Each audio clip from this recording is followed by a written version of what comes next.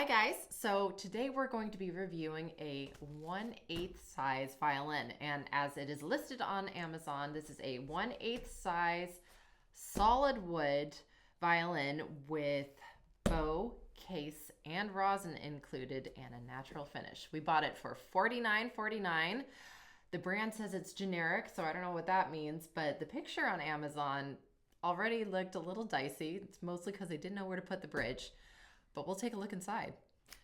All right, let's take a look.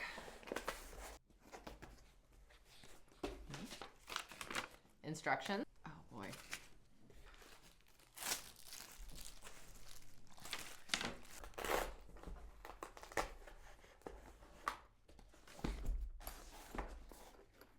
So here's our 8th size violin.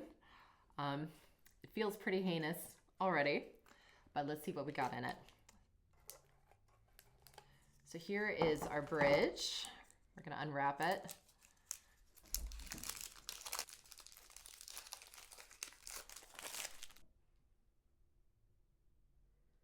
Okay, so this is a teeny tiny instrument. First we want to get these strings out.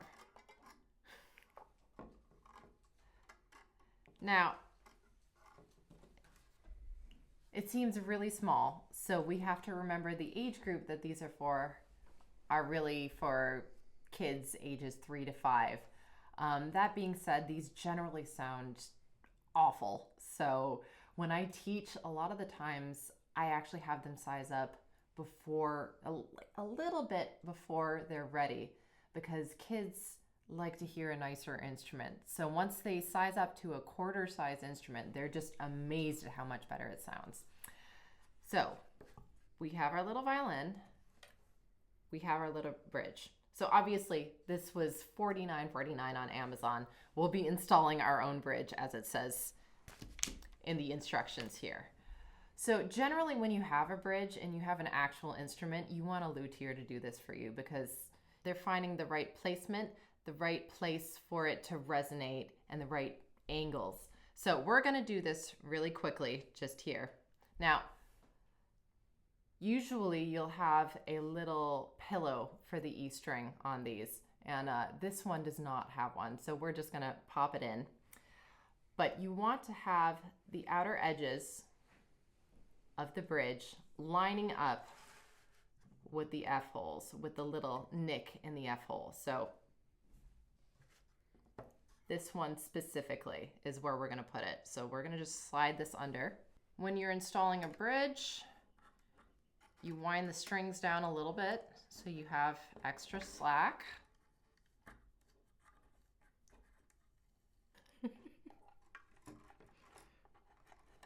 Probably.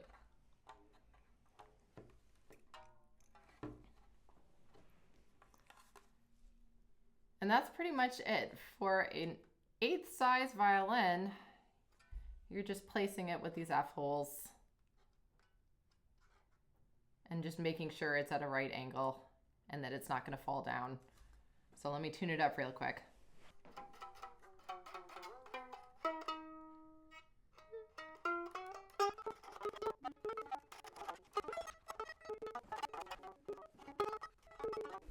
All right, here's our in tune 8th size violin.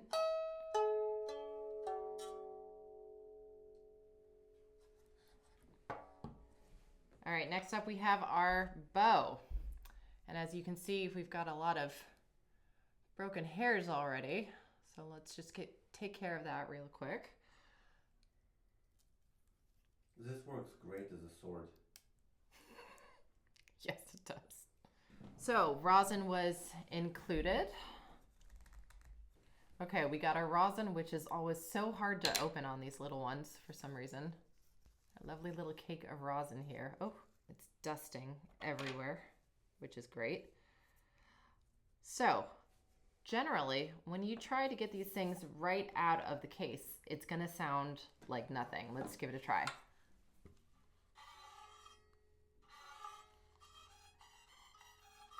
So it literally sounds like nothing.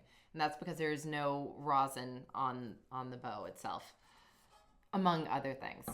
So one common misconception, I always have kids, especially when they're coming from school, their teachers have told them that the best way to get a rosin started is to score it.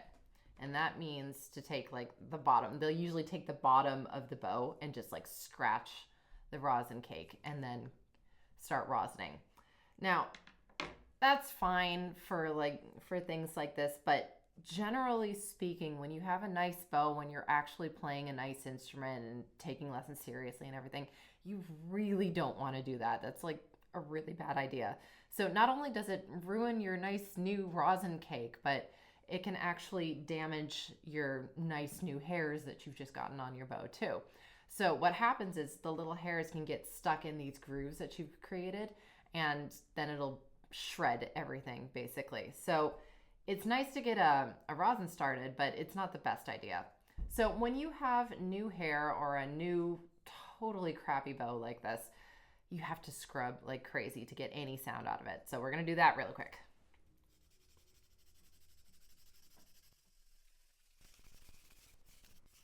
It's probably overkill, but now maybe it'll actually sound like something at least. Okay, now all of a sudden we have sound, which is pretty cool that just this little lump can do that. So this little lump of rosin here, what it's doing basically is creating friction between all the tiny little hairs that you have on your bow. It's kind of, if you imagine how they used to tease hair in the 80s, and you see all those pictures of women with like the huge hair, that's what you're doing to your bow. And that's creating just more friction to create sounds between the hair and the string itself.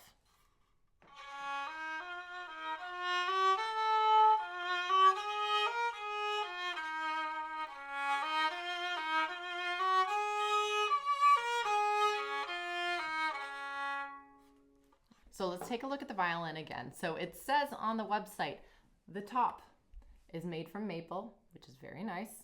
The rest of it is made from basswood. Have you heard of basswood before? So the first time I learned what basswood was is when Ilya got into carving, and I bought him a big box of just these like logs of basswood. And it's really, really soft wood. So it's really ideal for people who are just starting to get into carving. So he was carving spoons, and it would be like butter, just so easy to just like peel off these little layers.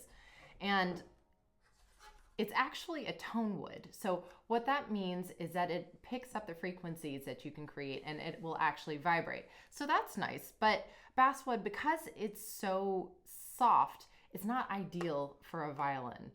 Also, it just doesn't sound that good. You know, my violin is made from the finest basswood. Why it's not so good for a violin also means, you know, when you have little kids, they're gonna bang it around. Like, they just get tossed and turned everywhere. So it gets banged up pretty easily. It's also very light though, so that is one nice thing when you have a little kid putting up an instrument. They don't want something heavy, you know, they can't handle it. So this is made from the finest basswood.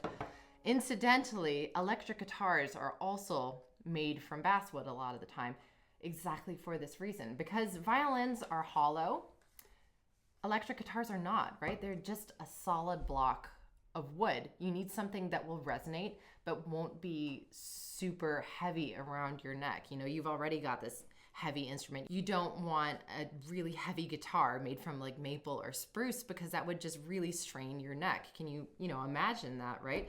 But at the same time, it does have that quality of being a tone wood. So it turns out it's a pretty good wood for electric guitars. You would just never have a really nice violin ever made out of basswood. So when we have a nicely balanced bow, you generally want the stick to be straight. So we take a look at this thing, and straight away, this is straight out of the box. I haven't opened it before. It's totally warped already. Like, it goes like that.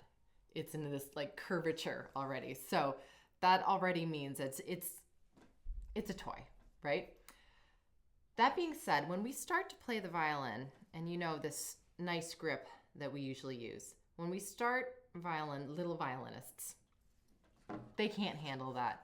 You got to imagine a 5-year-old, you know, you can barely get them to sit still as it is, and you cannot explain to them the intricacies of holding your thumb just here and your fingers just here on a first lesson or even an 8th lesson. So you got kids using what I call a monkey grip for like the first few months, where they're just scrubbing, making little sounds like that. So that's what we can do with a 1/8 size violin. Now, when I was doing the research for this video, and this has actually been a surprisingly fun video to put together because I learned a lot about tone wood and basswood and everything like that. When I was putting in a Google search and I started to write in cheap violin, and one of the things that came up was, is a $100 violin considered good?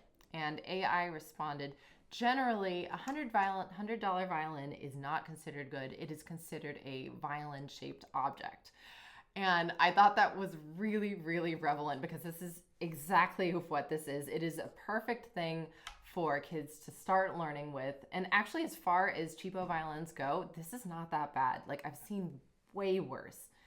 I have a viola student who cannot tune the viola at all. It just doesn't, it won't move, and it constantly just gets banged out of tune like that.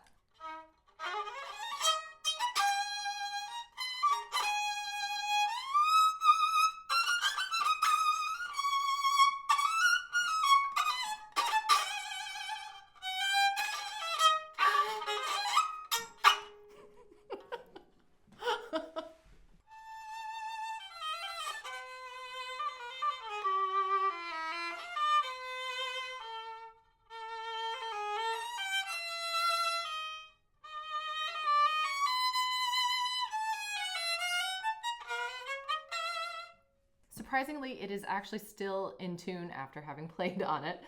And you may all be wondering, why on earth did I review an 8th size violin? This is not a fine instrument by any means. And the reason is we wanted to give it to our son.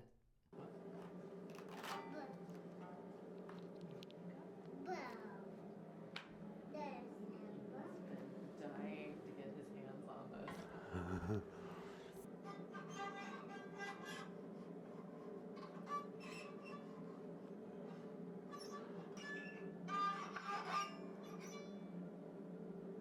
He's been dying to get his hands on an instrument, and we figured this is probably the least harmful way rather than him getting into my case.